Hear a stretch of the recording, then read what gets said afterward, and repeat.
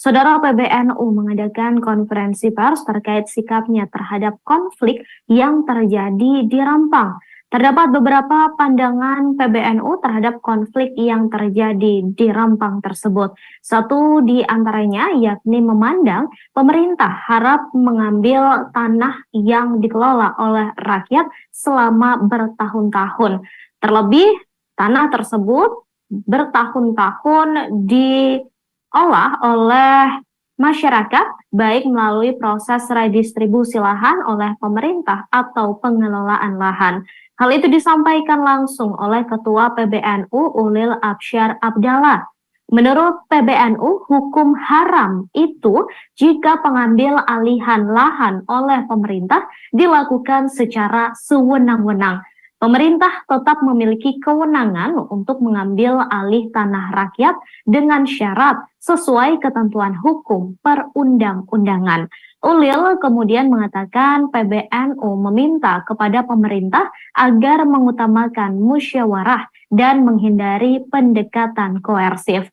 Diketahui hingga kini konflik masih terus terjadi di Rempang buntut adanya relokasi proyek Eco City. Warga menolak rencana tersebut hingga terjadi bentrokan hebat dengan aparat. 34 di Lampung telah membahas persoalan pengambilan tanah rakyat oleh negara.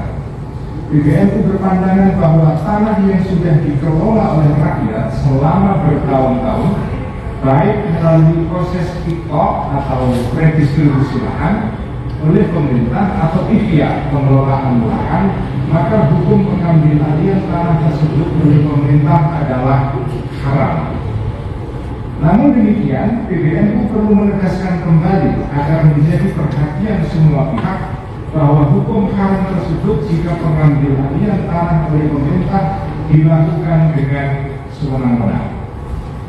Hasil Bahthul Masail tersebut tidak serta-merta dapat dimaknai menghilangkan fungsi sosial dari tanah sebagaimana telah diatur dalam peraturan perundang-undangan dan konstitusi kita.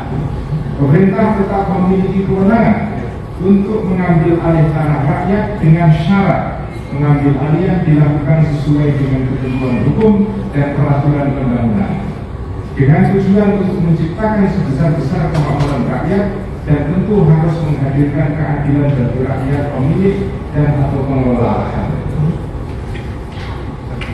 Ketiga, PBNU mendorong pemerintah untuk segera memperbaiki pola-pola komunikasi dan segera menghadirkan solusi penyelesaian persoalan ini dengan memastikan agar kelompok yang lemah atau mustadafin dipenuhi hak-haknya serta diberikan afirmasi dan fasilitasi.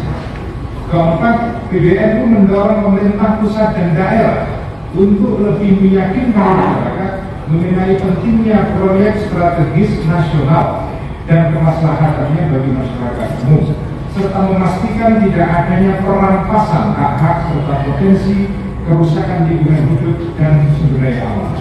Dan kelima, terakhir, PBNU selalu membersamai dan terus mengawal perjuangan rakyat untuk mendapatkan keadilan melalui cara-cara yang sesuai kaidah hukum dan konstitusi.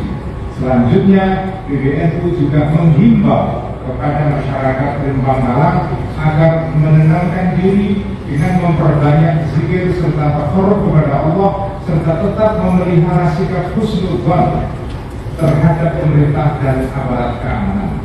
Semoga kita semua mampu mengambil pelajaran demi kemajuan kehidupan beragama, bermasyarakat, berbangsa dan bernegara.